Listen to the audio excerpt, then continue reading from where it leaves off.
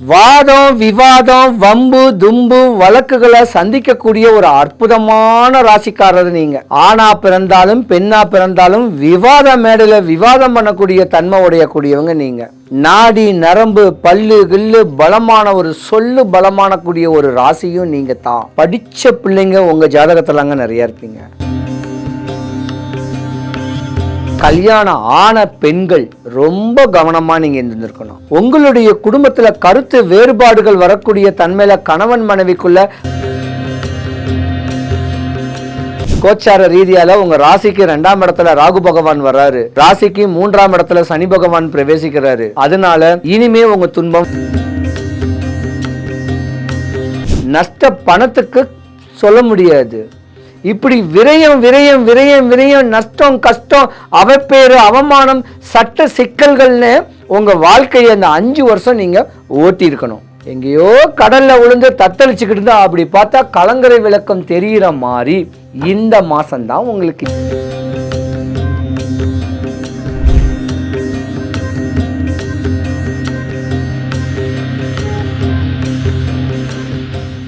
சிவாய் நம்ம வணக்கம்.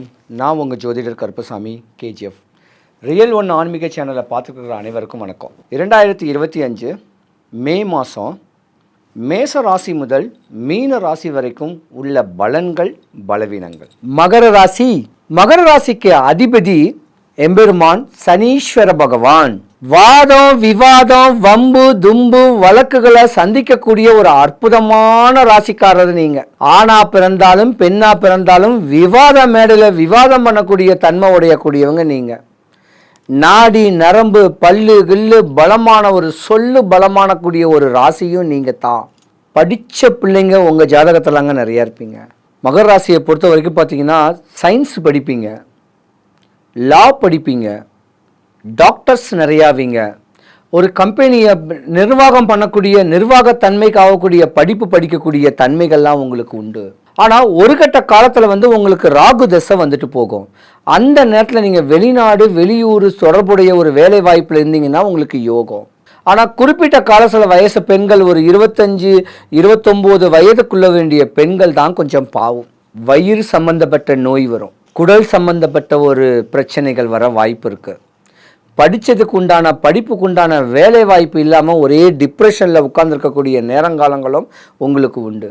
ஆனால் இது ஒரு கட்ட காலத்தில் இருந்தால் கூட 2025 ஒரு 2.5 வருஷம் ஆண்கள் படாத துன்பங்கள்லாம் பட்டிருப்பீங்க. உச்ச நிலைமையில யோகத்தில் நல்ல ஒரு வேலையில் இருந்தால் கூட தரட்டிக்கேட்டாக தான் இருப்பீங்க. ஏன்? உங்களுடைய ஆடம்பரம், உங்களுடைய பிரகாசம். ஒரு கார் வாங்கினா ஒரு கார் விற்றுக்கலாம், ஒரு வீடு வாங்கினா ஒரு வீடு விற்றுக்கலாம் அப்படிங்கிற ஆசைகளில் நீங்கள் கடனாளியாக மாட்டியிருப்பீங்க. சத்ரு, நோய், வறுமை, கடன், பயம் மகர ராசி உள்ள ஆண்களுக்கு உண்டு. அது அரசு சம்பந்தப்பட்ட வேலை செஞ்சாலும் சரி, அதிகாரத்தோரையான வேலை செஞ்சாலும் சரி, உங்களுக்கு ஒரு இடையூறு வந்துட்டு போகிறதுன்னு கேட்குறது விதி. இதே போல கல்யாணம் ஆன பெண்கள் ரொம்ப கவனமாக நீங்கள் இருந்திருக்கணும். உங்களுடைய குடும்பத்தில் கருத்து வேறுபாடுகள் வரக்கூடிய தன்மையில கணவன் மனைவிக்குள்ள பல இடையூறுகள் வரதான் செய்யும். ஏன்னா உங்களுடைய தன்மை அப்படி. நீ லாவே படிக்கட்டுமே, கணவன் மனைவிக்குள்ள இடையூறுகள் தான் வரும். ஏன்னா உங்க ஜாதகத்தில் சனி பகவான் நல்ல நிலைமையில இல்லை, நஷ்டமான இடத்துல இருந்துட்டாரு. பல லட்சங்களை பல ஆயிரங்களை விரயம்தான் நீங்க பண்ணணும். கடன் வாங்கி கடன் அடைக்கணும். இப்படியே மண்ணையும் விரயம் பண்ணணும், போட்டிருக்கிற நகையும் விரயம் பண்ணி இந்த விரயத்தை நீ ஏன் பண்ணன்னு சொல்லி கணவன் மனைவிக்குள்ள கருத்து வேறுபாடு நிறைய பேர் பிரிஞ்சு போயிருப்பாங்க. ஆனால் கழுத்தில் ருத்ராட்சம் போட்ட மகர ராசிக்காரங்களுக்கு மட்டும்தான் உயிருக்கு எந்த பிரச்சனையும் வராது. நிறைய விரயமானா கூட சொத்து சுகம் வந்தால் கூட அதை தெளிவு பண்ணிக்கூடிய தன்மைகள் உண்டு. மகர ராசியில் உள்ள ஆண் பெண்களுடைய அப்பா அம்மாவுக்கு ஆவாது. முதிர்ந்த தோற்றமாக இருந்தால் உங்களுக்கு உடலுக்கு பல பிரச்சனைகள் வர்றதுக்கான ஒரு வாய்ப்பு நிறையாவே இருந்திருக்கும். ஆக இருக்கட்டும்.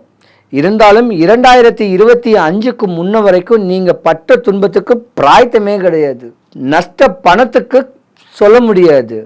இப்படி விரயம் விரயம் விரயம் விரயம் நஷ்டம் கஷ்டம் அவப்பேறு அவமானம் சட்ட சிக்கல்கள்னு உங்கள் வாழ்க்கையை அந்த 5 வருஷம் நீங்கள் ஓட்டி இருக்கணும். எங்கேயோ கடலில் விழுந்து தத்தளிச்சுக்கிட்டு இருந்தா அப்படி பார்த்தா கலங்கரை விளக்கம் தெரிகிற மாதிரி இந்த மாதம்தான் உங்களுக்கு யோகம். நல்ல நிலைமை வரப்போகுது. உங்களுடைய பெருமூச்சு. எத்தனை ஆயிரம் நஷ்டப்பட்டீங்களோ அத்தனை ஆயிரம் லாபம் கிடைக்கிறதுக்கு உண்டான மாதங்கள் இனிமே தான். ஆனால் உங்களுக்கு ஒரு நல்ல நண்பர் ஊக்குவிப்பார். நான் இருக்கேன், கவலைப்படாத அப்படின்னு உங்களுடைய துன்பத்திலையும் பங்கு காய்ச்சுக்குவார்.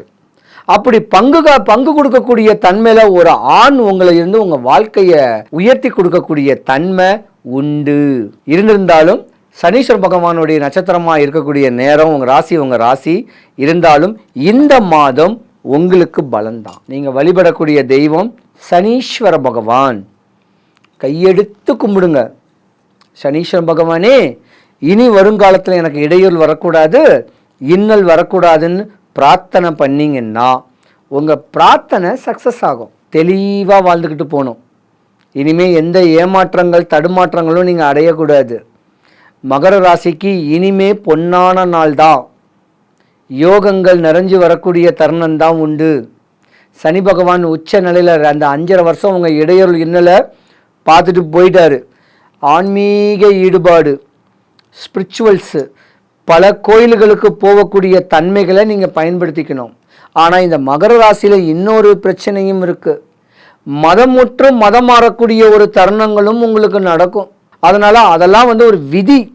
இருந்தாலும் அவங்கவுங்களுடைய குலதெய்வத்தை அவங்கவுங்களுடைய தெய்வத்தை முதல்ல தெளிவுபடுத்திக்கக்கூடிய நேரம் உங்களுக்கு உண்டு.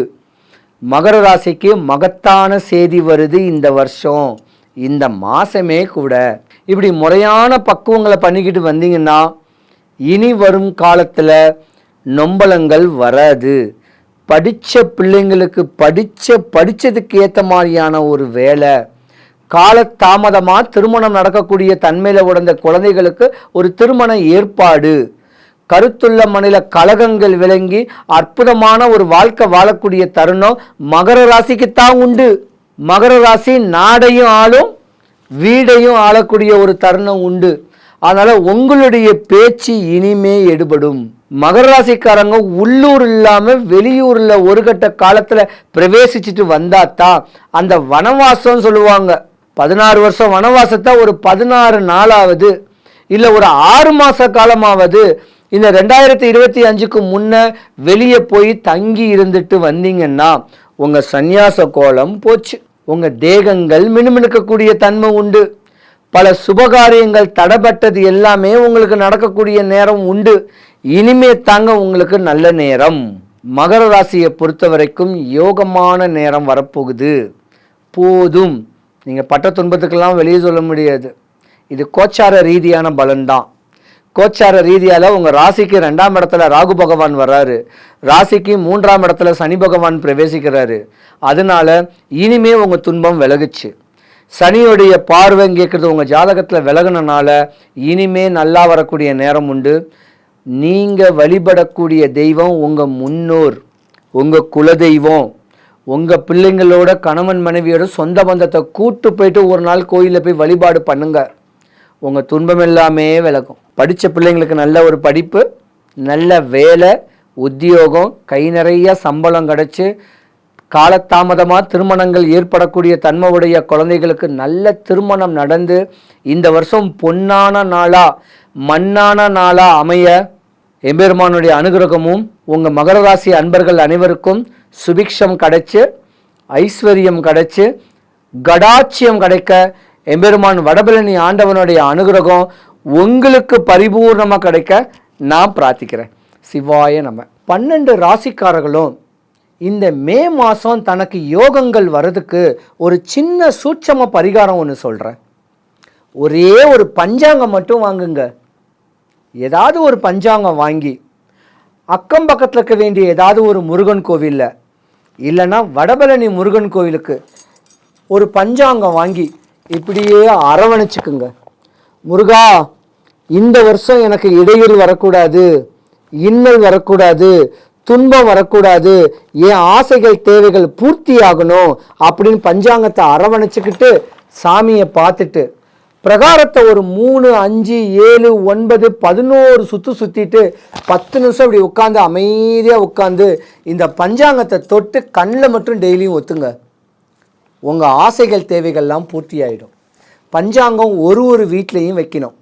இதை வச்சிங்கனாவே உங்கள் தேவைகள் பூர்த்தியாகி வீணாக விரயமாகாது, நோய்க்கு விரயமாகாது, நஷ்டமாக மாட்டீங்க, அவப்பேர் அவமானப்பட மாட்டீங்க, கஷ்டப்பட மாட்டீங்க. கடன் வாங்கினாலும் திருப்பி அடைக்க சக்தி இந்த பஞ்சாங்கத்துக்கு இருக்குது. ஒருத்தரும் ஒரு பஞ்சாங்கம் வாங்கி வீட்டில் வச்சுக்குங்க, உங்கள் பேக்கில் வைங்க, சாமி ரூமில் வச்சிங்கன்னா நீங்கள் ஹாஸ்பிட்டலுக்கு போகணுன்னு அவசியம் கிடையாது, கோர்ட்டு கேஸுன்னு அலைய கிடையாது, அடிக்கடி ஜோதிடம் பார்க்கணுன்னு அவசியம் கிடையாது. இப்படி யோகங்கள் நிறைய இந்த பஞ்சாங்கத்தை வாங்கி வீட்டில் வைங்க. உங்கள் எல்லாருக்கும் எல்லா வளமும் எல்லா நலமும் கிடைக்கணும்.